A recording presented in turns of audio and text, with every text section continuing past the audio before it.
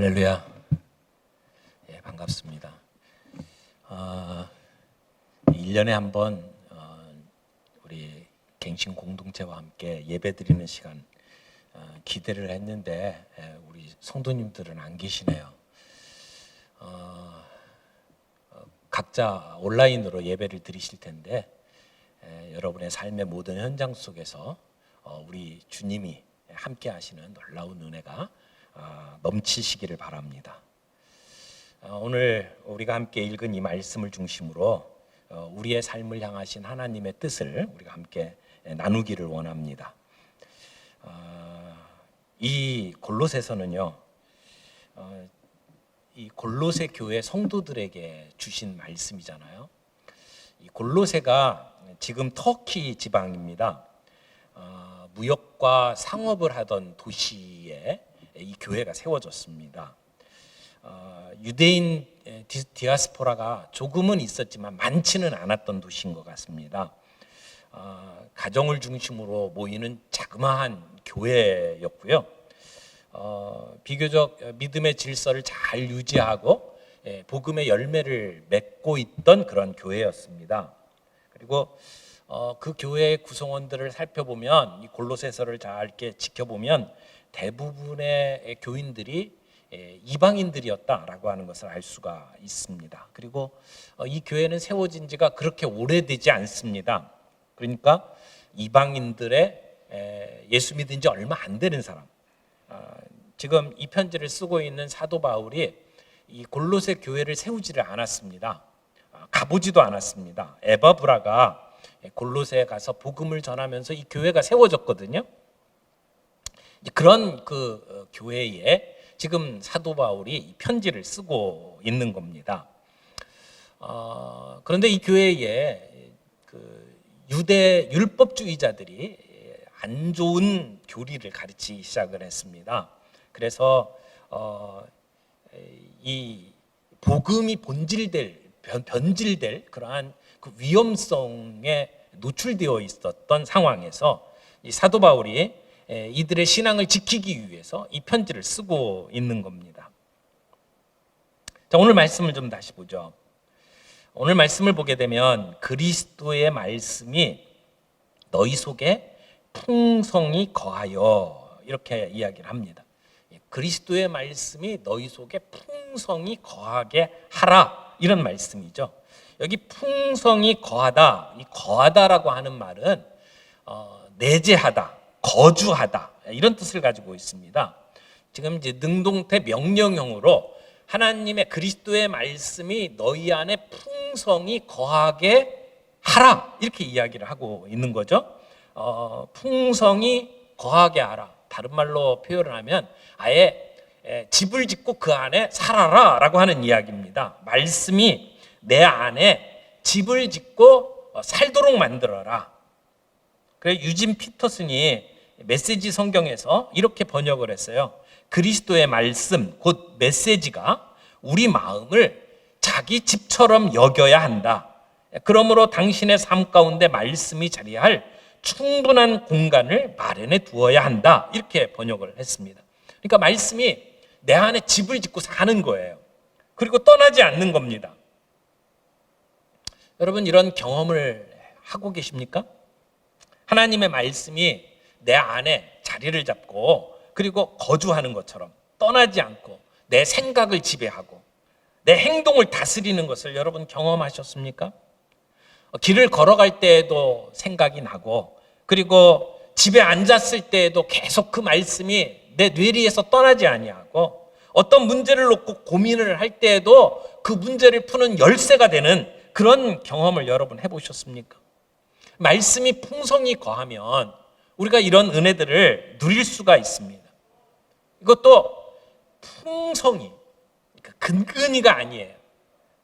필요한데 이걸 어떻게 구해야 되나 고민하는 게 아니에요.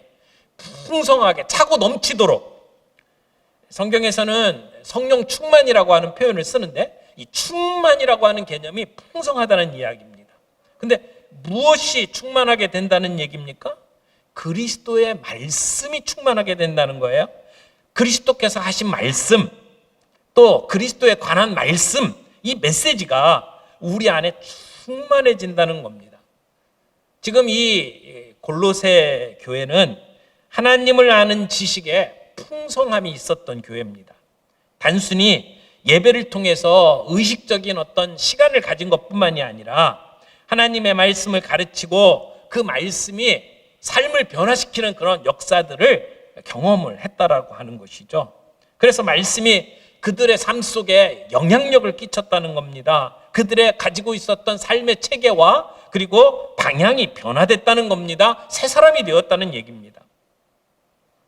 우리가 말씀을 들었는데 그 말씀을 듣고 금방 잊어버리는 것은 풍성이 거하는 게 아니죠. 말씀을 들었으면 그 말씀이 내 안에 살아서 역사가 되려면 기억되어야 합니다. 머릿속에서 떠나지 않아야 합니다.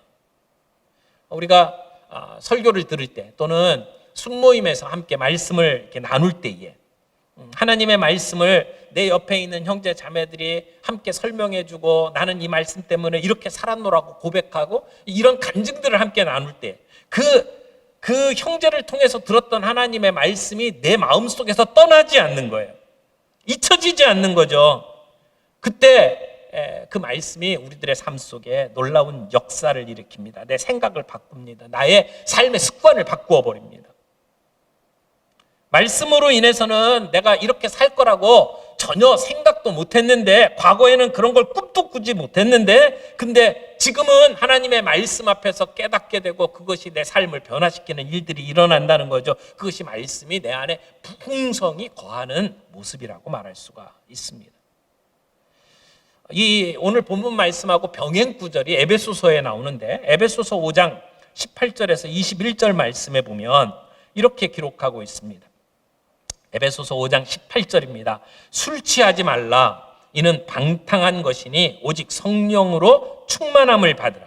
시와 찬송과 신령한 노래들로 서로 화답하며 너희의 마음으로 주께 노래하며 찬송하며 범사에 우리 주 예수 그리스도의 이름으로 항상 아버지 하나님께 감사하며 그리스도를 경외함으로 피차 복종하라. 여기 이 말씀을 보게 되면 이 성령 충만함을 받으라 라고 명령을 하죠.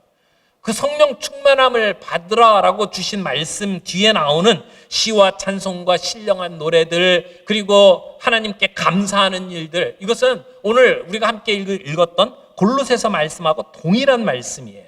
두 개념이 동일하다는 거죠. 그러면 이렇게 이야기할 수 있겠죠. 성령 충만이라고 하는 말과 그리스도의 말씀이 내 안에 풍성히 거한다는 말이 같은 말이구나. 이 두 개념이 동일한 거구나. 그리고 거기에 나타나는 결과도 동일한 거구나.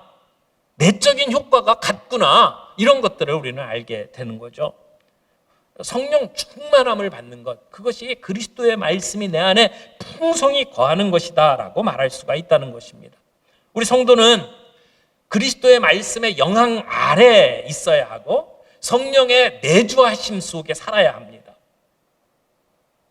그런데 오늘 말씀을 보게 되면 우리 한국말 성경에 그리스도의 말씀이 너희 속에 풍성히 거하여, 그 다음에 모든 지혜로 피차 가르치며 권면하고, 그리고 시와 찬송과 신령한 노래를 부르며 감사하는 마음으로 하나님을 찬양하고, 이렇게 돼 있어요.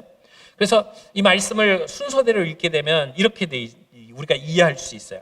하나님의 말씀이 우리 속에 풍성히 거하게 되면, 그러면 우리가 피차 말씀을 가르치게 되고, 그리고 감사하면서 찬양할 수 있게 된다. 이렇게 이 본문을 우리가 이해할 수 있게 되는데, 근데 사실 이 본문의 말씀을 헬라어로 읽게 되면 이런 의미로 정리가 될 수 있습니다.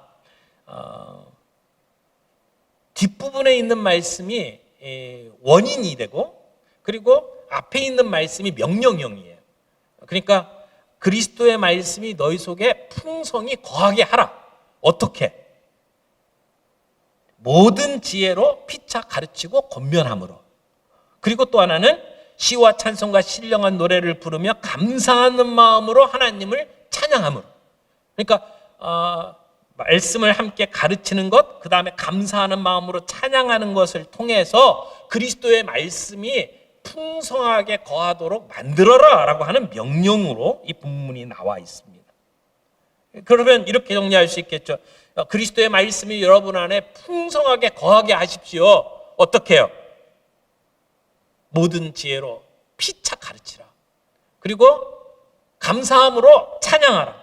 이 두 가지를 통해서 우리가 그리스도의 말씀이 풍성하게 우리 안에 거하는 성령 충만을 경험하게 될 것이다. 이렇게 말씀을 우리가 정리할 수 있게 된다는 것이죠. 여러분, 피차 가르치고 권면한다는 말이 무슨 말입니까? 피차 가르치고 권면함으로 성령 충만할 수 있다라고 이야기를 하는데, 누가 피차 가르칠 수 있다는 말이죠? 이 본문에 너희라고 하는 말이 나옵니다. 이 너희는 누굴죠? 골로새 교회 성도들을 가리키는 말입니다. 그러면 골로새 교회 성도들이 이 당시에 어떤 모습이었는지를 이미 설명을 했습니다. 우리는 피차 가르친다라고 하는 얘기를 하면 적어도 목사나 무슨 선교사나 성경을 잘 알고 있는 사람, 준비가 된 사람들이 가르치는 것이라고 생각을 해요. 근데 여기 본문에서는 너희가 가르치라고 이야기를 해요. 그 너희가 지금 예수 믿은 지 얼마 안 되는 초신자들로 모여있는, 그것도 이방인들로 구성되어 있는 골로새 교회 성도들에게 주셨다는 말씀을 우리는 생각해야 합니다. 성도들끼리 서로 말씀을 가르쳐야 된다고 이야기를 하는 거예요. 피차 가르치고 권면하라고 하는 말을 지금 이 성도들에게 하셨다는 말씀은 어떻게 보면 굉장히 생소하게 들릴 수 있습니다. 당황스러운 말일 수 있어요. 내가 신학교도 나오지 않았고 내가 성경을 전문적으로 배우지도 않았는데 목사님들이 가르치는 것 아닙니까? 근데 제가 지금까지 다녀본 교회에서는 다 목사님들이 성경을 가르쳤지 성도들끼리 가르치는 것 위험하지 않습니까? 이렇게 이야기할 수 있잖아요. 그러나 본문은 우리들의 생각을 뛰어넘습니다. 피차 가르치라고 말씀하셔요. 그러면 어떻게 하면 좋을까요? 성경은 우리가 성도들끼리 서로 말씀을 가르치라고 지금 권면하고 있습니다. 이것은 단순히 오늘 골로새서에만 나온 이야기가 아니에요. 로마서 15장 14절 말씀에서도 사도 바울은 이렇게 이야기합니다. 로마서 15장 14절입니다. 내 형제들아, 너희가 스스로 선함이 가득하고 모든 지식이 차서 능히 서로 권하는 자임을 나도 확신하노라. 너희가 서로 권하는 자들이다 라고 이야기를 하는 거죠. 여러분의 마음속에 선함이 가득하고 온갖 지식이 넘쳐서 서로 권면할 수 있는 능력이 여러분에게 있다라고 성경은 가르치고 있다는 말입니다. 신약 성경에 보면 자신이 목사나 장로가 아니지만 다른 사람들을 가르쳤던 성도들에 대한 여러 가지 기록들을 볼 수가 있습니다. 사도행전에 보면 집사인 스데반이 유대 지도자들에게 예수님에 대해서 정말 멋진 설교를 하고 있습니다. 빌립 집사 역시 이디오피아인 네시에게 이사야서 53장의 의미를 가르치면서 사마리아 온 성을 돌아다니면서 복음을 전했던 것을 우리는 알 수가 있습니다. 부부인 아굴라와 브리스길라도 아볼로에게 하나님의 도를 정확하게 가르쳤다고 성경은 이야기를 합니다. 사도 바울은 늙은 남자들과 여자들에게 각각 젊은 남자와 여자들에게 말씀을 가르치라고 권면하고 있고, 부모들에게 자식들에게 그 말씀을 가르치라고 명령을 하고 있습니다. 그래서 성경에서 이 서로 피차 가르치라라고 하는 말은 굉장히 다양한 말로 번역될 수 있는 말이라고 생각을 해요. 가르친다, 권면한다, 조언한다, 입증한다, 경고한다, 이런 의미들을 담고 있습니다. 굉장히 폭이 넓은 말이에요. 그래서 이 가르친다라고 하는 것은 하나님을 존중하는 가운데 진리를 말하는 거예요. 사람들의 삶 속에 정말 하나님의 음성을 들려주는 것을 이야기를 하는 것이죠. 에베소서 4장 25절 말씀에 보면 이렇게 이야기를 합니다. 그런즉 거짓을 버리고 각각 이웃과 더불어 참된 것을 말하라. 이는 우리가 서로 지체가 됨이라. 여기 참된 것을 말하라 라고 이야기하죠. 우리는 형제 자매들과 더불어 함께 살아가는 이 공동체적 삶을 살고 있습니다. 우리가 지체가 돼요. 그러니까 서로가 서로에게 참된 것을 이야기를 해야 된다는 것이죠. 때로는 형제 자매들의 삶 속에 문제가 있는 부분들을 이야기를 해야 됩니다. 물론 내 삶의 문제들을 먼저 봐야 되겠죠. 그러나 우리의 삶 속에 문제가 있을 때는 우리가 그 문제들을 지적할 수 있어야 참된 것을 말할 수 있다고 성경은 이야기를 합니다. 또 히브리서 3장 13절 말씀을 보면 오직 오늘이라 일컫는 동안에 매일 피차 권면하여 너희 중에 누구든지 죄의 유혹으로 완고하게 되지 않도록 하라. 우리의 삶 속에 죄에 빠진 모습들이 있다면 그 말씀들을 가지고 피차 권면하고 때로는 경고해야 된다고 이야기를 합니다. 그러니까 우리가 어떤 상황에 있든지 우리는 그 상황 속에서 하나님의 말씀을 가지고 서로 권면하고 가르치는 일들을 해야 된다고 성경이 이야기를 하고 있습니다. 이것이 누가 하는 일이라고요? 성도들이 하는 일이라고요. 물론 목회자의 역할이 또 있습니다. 목회자의 역할은 에베소서 4장 11절 12절 말씀을 보면 이렇게 설명을 하고 있죠. 그가 어떤 사람은 사도로, 어떤 사람은 선지자로, 어떤 사람은 복음 전하는 자로, 어떤 사람은 목사와 교사로 삼으셨으니, 이것은 교회의 리더십을 이야기하는 거죠. 영적 리더십을 가진 사람들의 어떤 역할들을 쭉 설명을 하면서 그 사람들이 하는 일이 뭐냐? 12절 보세요. 이는 성도를 온전하게 하여 봉사의 일을 하게 하며 그리스도의 몸을 세우려 하심이라. 성도들을 온전하게 하는 일. 그래서 온전하게 된 성도들이 각각 가지고 있는 은사에 따라서 봉사의 일을 할 수 있도록, 그렇게 할 때에 그리스도의 몸, 교회가 세워진다라고 이야기를 하는 거죠. 그러면 목회자가 하는 일은 뭡니까? 성도들을 온전하게 세워서 그들이 각자의 삶의 현장 속에서 서로 말씀을 가지고 권면하는 일들을 하도록 만드는 것이 오늘 우리의 목회자의 일이라는 겁니다. 그러면 성도들은 그들의 삶의 정황 속에서 어떤 삶의 형편이 있었든지 말씀을 가지고 서로 권면하고 가르치고 조언하는 일들을 해야 된다라고 이야기를 하는 겁니다. 그러므로 피차 가르치라. 서로 가르치라. 그러니까 선생이 따로 있는 것 아니고 학생이 따로 있는 거 아니라는 것을 이야기합니다. 문제는 많은 성도들이 그렇게 안 한다는 거죠. 그렇게 해보지를 못한 경우들이 많다는 겁니다. 성경은 성경 자체의 능력을 가지고 있습니다. 우리의 혼과 영과 관절과 골수를 찔러 쪼개기까지 한다고 이야기를 해요. 우리의 생각과 뜻을 판단하는 능력이 하나님의 말씀에 있습니다. 내가 그것을 설명해서 되는 게 아니라는 거예요. 하나님의 말씀 자체에 그런 능력이 있다는 겁니다. 그러므로 때로는 우리가 그걸 설명하지 않고 그 말씀 있는 것 자체를 그대로 선포해도 그 말씀에 능력이 있다라고 이야기를 하는 거예요. 그러므로 오늘 우리 성도들이 함께 모여서 우리의 삶에 관한 이야기들을 나눌 때에 그 대화 속에 하나님의 말씀이 선포되고 있느냐, 그 말씀을 가르치고 있느냐.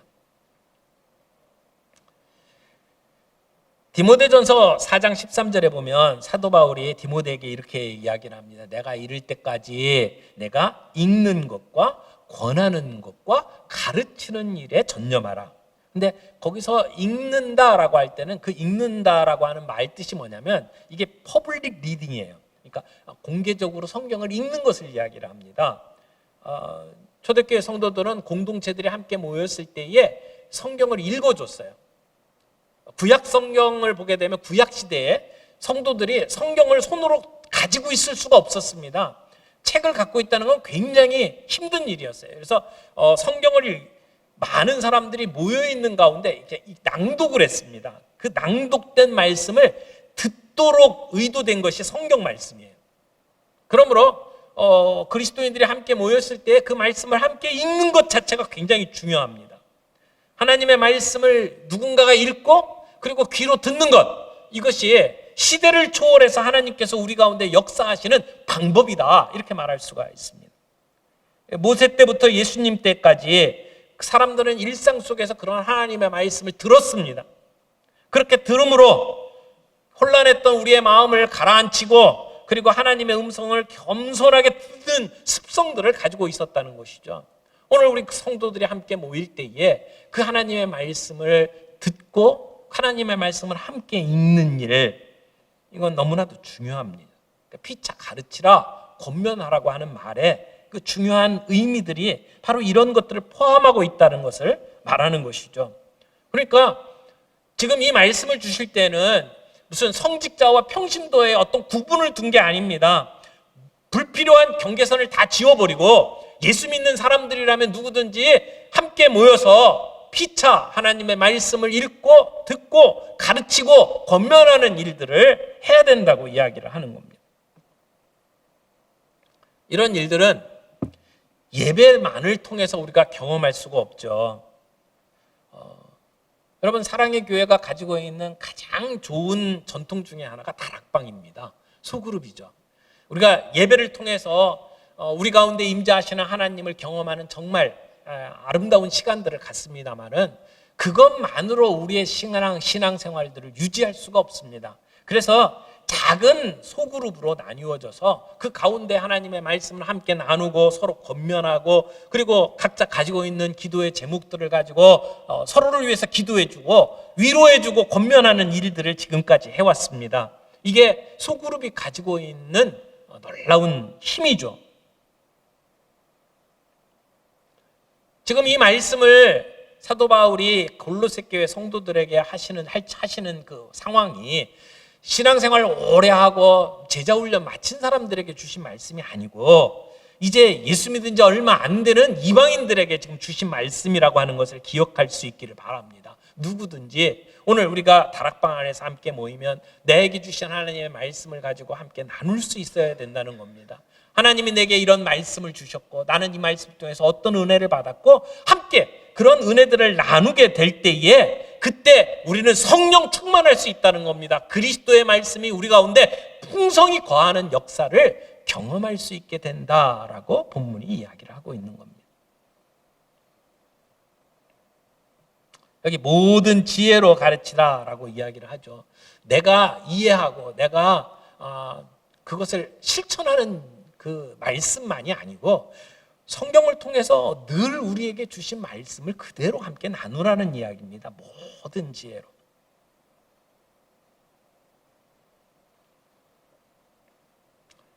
오늘 이 말씀이 2000년 전에 정말 어떻게 보면 성경 공부도 제대로 하지 못했고 제대로 신학적인 훈련을 받지도 못했던 교인들에게 서로가 서로에게 말씀을 가지고 가르치고 권면하라고 주셨던 이 말씀을 오늘 우리의 말씀으로 받는다면 그러면 우리가 어떻게 하면서 살아가야 될지 우리는 분명히 알 수가 있습니다. 서로 가르치는 일이 얼마나 중요한지를 오늘 본문은 우리에게 들려주고 있는 겁니다. 우리 소그룹 안에서 서로 말씀을 가지고 권면하고 그리고 나누는 시간이 얼마나 중요한지 교회 역사를 소개하는 에드윈 오르라고 하는 그 교회 사가가 이런 말을 했어요. 교회사 전체를 통해서 살펴볼 때에 피차 가르치고 권면할 수 있는 분위기를 만들고 서로 모이는 소그룹은 교회 부흥을 이루는데 자양분을 공급하는 환경이 되었다. 그래서 이 소그룹은 기독교 부흥의 선두에 서거나 강력한 촉매제가 되거나 아니면 뒤따라가는 하나의 운동이 되었다. 오늘 교회가 살아서 역사하는 일들을 이루려면 정말 성령 충만한 그러한 삶을 살아가려면 이 소그룹 안에서 서로 말씀을 가지고 나누고 가르치는 일들이 교회 역사를 통해서 보면 언제나 부흥에 연관되어서 나타났다라고 이야기를 하는 겁니다. 오카노 목사님께서도 이 소그룹에 대한 이야기를 할 때마다 이런 얘기를 하셨어요. 초대교회에 보이지 않는 뿌리는 바로 이 가정교회라고 하는 소그룹 운동이었다라고 이야기를 했습니다. 거기서 공급되는 은혜로 눈에 보이는 지상교회가 온갖 환난과 핍박 가운데에서도 살아남을 수 있었고 세상을 향해서 힘차게 뻗어나갈 수 있었다. 오늘날에도 피차 가르치는 일의 중요성은 줄어들지 않았다. 아니 오히려 그 필요성은 더욱 절박하게 느끼게 되었다라고 하는 편이 옳을 것이다. 맞습니다. 초대교회가 이렇게 피차 가르치고 권면하는 일들을 통해서 그들에게 그렇게 힘들고 어려웠던 핍박이 일어났음에도 불구하고 그들은 그 가운데에서 견뎌낼 수 있었고, 그리고 그들은 그런 상황 속에서도 복음의 능력을 경험할 수 있었습니다. 그리고 하나님의 나라를 위해서 놀랍게 쓰임 받을 수가 있었습니다. 그렇다면 오늘 이 시대를 살아가는 우리는 어떻게 해야 합니까? 때로는 목회자들이 설교를 하게 되면 말씀을 받는 입장에서 그런 생각이 들 수 있어요. 저런 얘기는 목사니까, 선교사니까 할 수 있는 거지. 우리는 평신도 아니냐. 직장 생활하면서 이렇게 살아가는 우리들에게는 너무 어려운 말이다라고 생각할 수가 있습니다. 그러나 사실 다락방 안에서 말씀을 가지고 함께 나누다 보면 나와 똑같이 직장을 가지고 세상 속에서 힘들게 살아가는 같은 성도인데도 불구하고 그들의 삶 속에서 말씀이 역사하는 모습들을 보게 되면 그때는 할 말이 없잖아요. 저 사람도 저렇게 살 수 있다면 나도 살 수 있구나라고 하는 가능성을 보게 됩니다. 같은 처지에 있는 사람들, 비슷한 상황 속에 놓여 있는 형제 자매들이 말씀 속에서 어떻게 은혜를 받고 그 힘들고 어려운 상황 속에서 어떻게 능력 있게 살아가는지를 보게 되는 자리, 그 소그룹이 정말 중요하다는 것이죠. 이 자리에서 종종 이제 세례식을 베풀었던 것을 기억을 합니다. 우리 교회 세례를 베풀 때마다 세례식 앞에 세례받는 사람들 중에 몇 분이 나와서 간증을 하잖아요. 내가 어떻게 예수를 믿게 되었고, 그리고 그 예수님이 나의 삶 속에 어떤 변화를 일으켰는지를 고백하는 시간들이 있습니다. 저는 그 말씀, 그 간증들을 들을 때마다 참 많은 은혜를 경험을 했습니다. 근데 그들의 이야기를 들어보면 주일날 목사님이 전해주는 말씀을 통해서 은혜를 받았다라고 하는 사람도 많지만 굉장히 많은 사람들이, 반절 이상 되는 사람들이 그 간증 속에 이런 얘기를 해요. 우리 순장님들의 도움을 통해서 내가 말씀을 깨닫고 그리고 은혜를 받았고 내가 이 힘든 상황들을 이겨낼 수 있었다. 그래서 나는 이렇게 오늘 이 자리에서 예수는 나의 구주라고 고백할 수 있게 되었다라고 하는 간증들을 듣게 됩니다. 이게 건강한 교회의 모습이 아닐까요? 가르치고 권면하고 찬양하는 일들이 특별한 어떤 사람들의 일이 아니라 예수 믿는 우리 모든 성도들의 할 수 있는 일이다라고 하는 것을 오늘 이 말씀을 통해서 우리들이 좀 점검해 볼 필요가 있습니다. 사실 소그룹 안에서 함께 나누는 이런 시간들이 우리들이 영적으로 삶의 변화를 일으키는 힘이 굉장히 많습니다. 왜냐하면 내가 말씀을 듣고 은혜를 받고 눈물 콧물 흘렸다 할지라도 사실 그것을 행동으로 옮겨가기가 쉽지 않습니다. 그런데 소그룹 안에서 나는 이런 것을 깨달았습니다라고 내 입으로 표현을 하잖아요. 내가 함께 발견하고 내가 깨달았던 것들을 함께 내 입으로 표현을 하잖아요. 그러면 그것이 삶의 변화를 일으킬 가능성이 훨씬 높아집니다. 제가 교육학을 공부를 하면서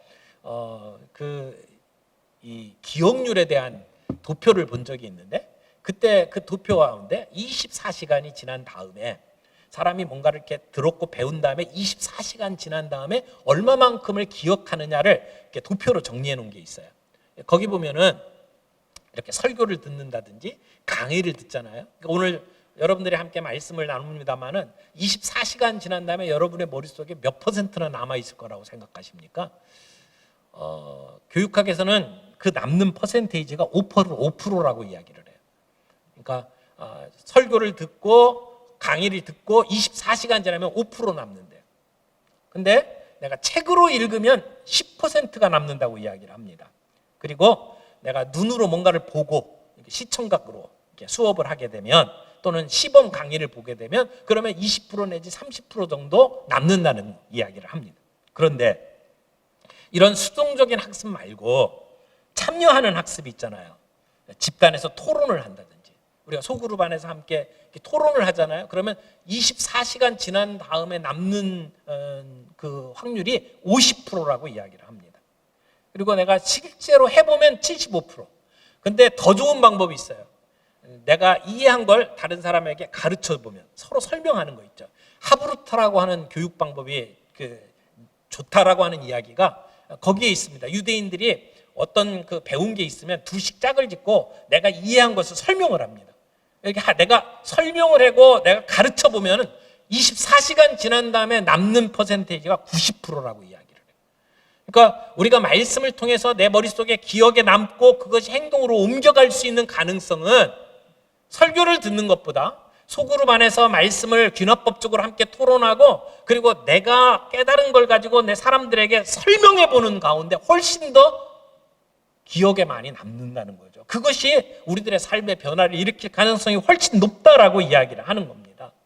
이건 교육학적으로 증명된 얘기입니다. 오늘 교회가 말씀이 우리 가운데 지배하는, 풍성이 거하는, 그래서 성령 충만한 삶을 살아갈 수 있도록 도우려면 어떻게 해야 되느냐? 소그룹에서 함께 가르치는 일들을 하라는 거죠. 이것은 소그룹만의 문제가 아니에요. 가정에서도 마찬가지입니다. 부모가 자녀에게, 또 자녀들이 부모와 함께 말씀을 가지고 토론하고 그리고 서로 대화를 통해서 내가 깨달은 것들을 함께 나누는 그 시간들을 통해서 성령 충만한 삶을 살아갈 수 있다라고 하는 것이죠. 저는 우리 교회 안에 리더들의 모임에서도 이것은 마찬가지라고 생각을 합니다. 교회의 집행부 또는 중요한 일들을 결정짓는 자리, 일반적인 교회에서는 당회라고 이야기를 하죠.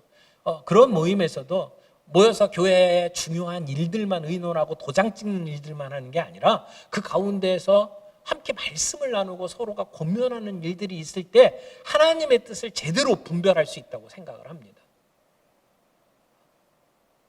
두 번째 방법이 뭡니까? 감사함으로 찬양하라고 하는 이야기를 하죠. 시와 찬송과 신령한 노래를 부르고, 여기 시와 찬송과 신령한 노래, 여기 다 찬양입니다. 뭐 굳이 따지자면 시는 구약에서는 시편을 이야기를 하고, 찬송이라고 하는 것은 어떤 영웅적인 그 사람에게 바치는 노래를 찬송이라고 이야기를 하는데, 특별히 예수 그리스도께서 하나님이시다라고 하는 관점에서 예수님께 불러드리는 찬송, 이걸 찬송이라고 표현을 했고, 신령한 노래라고 하는 것은 예배하는 중에 영감을 받아서 즉석에서 부르는 노래를 신령한 노래라고 말할 수가 있습니다. 어떻게 이해하든지 간에 상관없이 이 모든 것은 다 찬양입니다. 찬양이라고 하는 것이 꼭 곡조를 붙여야만 되는 게 아니죠. 곡조를 붙일 수도 있고 그렇지 않을 수도 있습니다. 근데 우리가 하나님을 찬양해야 된다는 겁니다. 근데 본문에 찬양과 함께 연결하면서 뭐라고 이야기를 하냐면 감사를 연결을 합니다. 감사함으로 찬양하라. 17절에서도 이렇게 이야기하죠. 무엇을 하든지 말에나 일에나 다 주 예수의 이름으로 하고 그를 힘입어 하나님 아버지께 감사하라. 지금 15절부터 16절, 17절 매 절마다 감사라는 단어가 나오고 있습니다. 지금 하나님을 찬양하는 일에 감사라고 하는 것이 뗄 수가 없다는 얘기예요. 무엇을 하든지 말에나 일에나 모든 일에 다 해당된다는 얘기죠.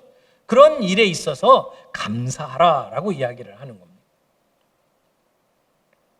말과 행동에 있어서 우리는 말하는 것뿐만이 아니라 행동하는 일에 있어서 모든 일에, 우리의 삶의 모든 영역에 있어서 감사함으로 하나님을 찬양하라고 이야기를 하고 있습니다.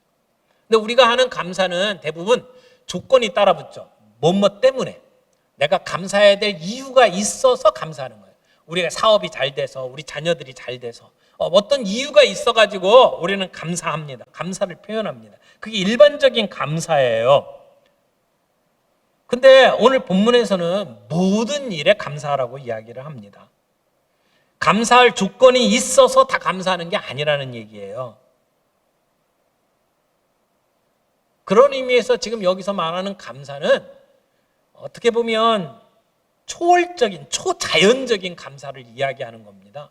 힘들고 어려운 일들이 있음에도 불구하고 감사하라라고 이야기를 하는 거예요. 예전에 그 정의사역하는 어떤 목사님 그 강의를 들은 적이 있는데, 그분은 저 캄보디아 같은 곳에서 그 여자아이들이 인신매매로 팔려가지고 이제 사창가로 끌려가고 그런 애들을 구출하는 사역을 하는 목사님이에요. 근데 그 목사님이 그런 얘기를 하더라고요.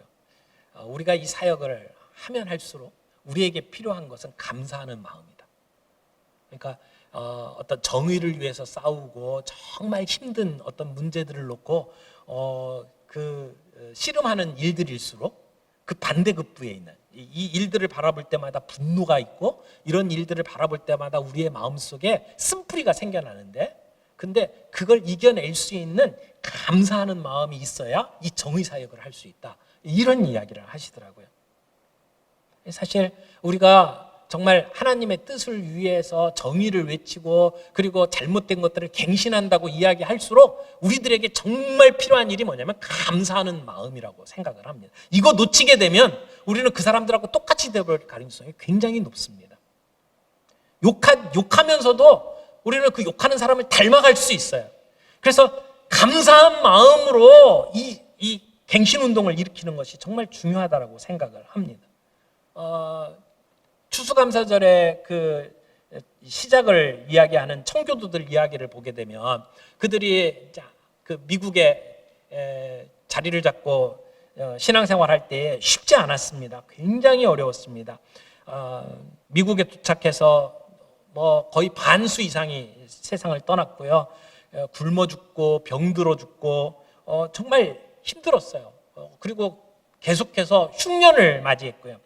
도무지 어떤 밝은 전망이 보이지를 않았습니다. 그래서 그때 그 사람들을 이끌고 갔던 리더들이 우리 금식하자.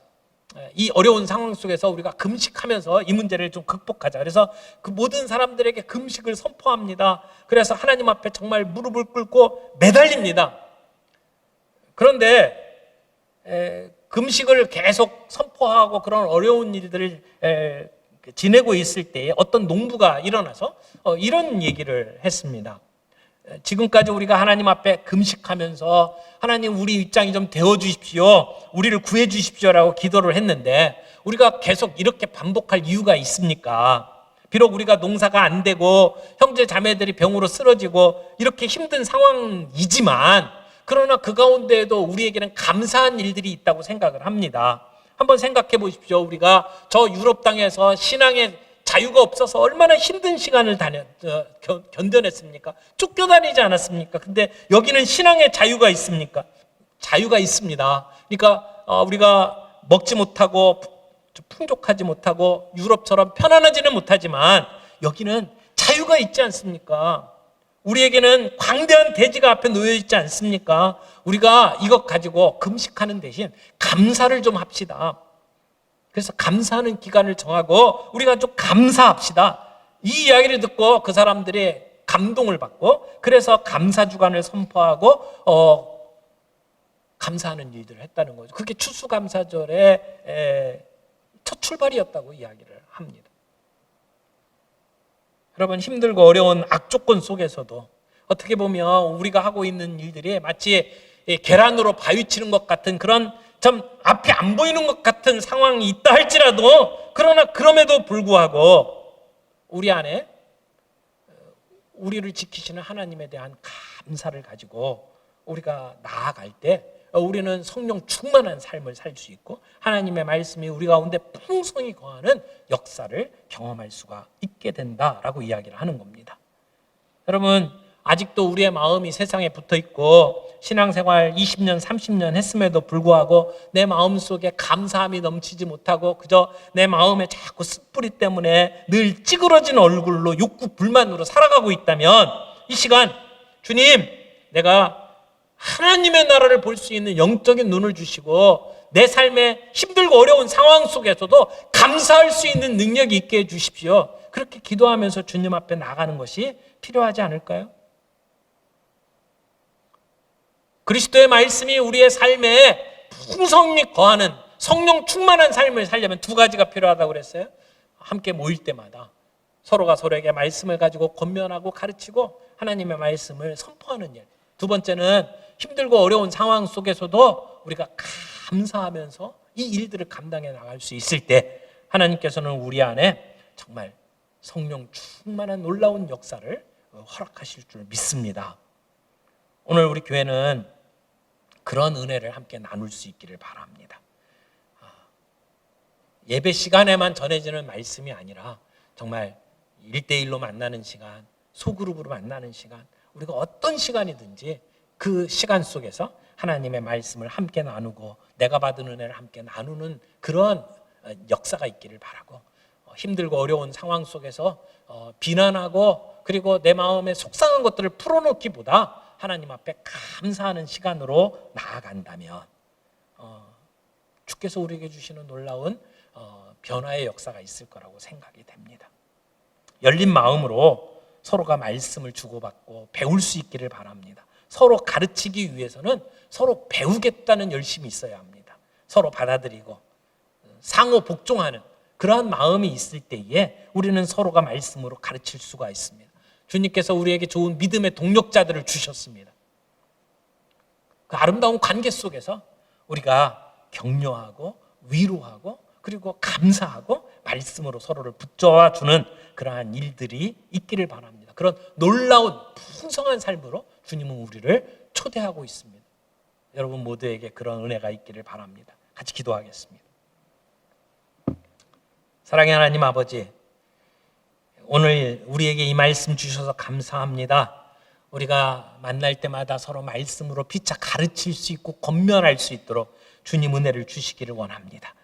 주님, 우리가 순모임으로 만나든지 가정에서 만나든지 주님 친구들과의 만남을 갖든지 교회의 중요한 일들을 결정하는 회의로 만나든지 그 모든 만남 속에 말씀으로 서로 권면하고 말씀으로 가르치고 서로 배우는 아름다운 역사가 있게 해 주시기를 원합니다. 하나님, 핑계하지 말게 하시고 피하지 않게 해 주시옵시고 우리 형제들과 더불어 만나는 그 시간을 소중하게 여기며 주님, 지금 코로나로 인해서 우리가 대면에서 만나지는 못하지만 우리가 영상으로 주님, 우리가 문자로 카톡으로 우리가 서로 만나 서로 격려하고 하나님의 말씀으로 서로 세워가는 일들이 끊어지지 않도록 도와주시기를 원합니다. 하나님, 이 힘들고 어려운 상황 속에서 감사가 있게 해 주시옵소서.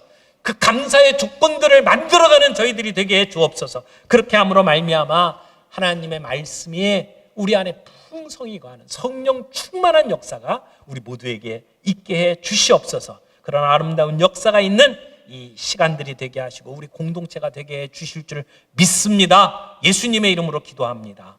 아멘.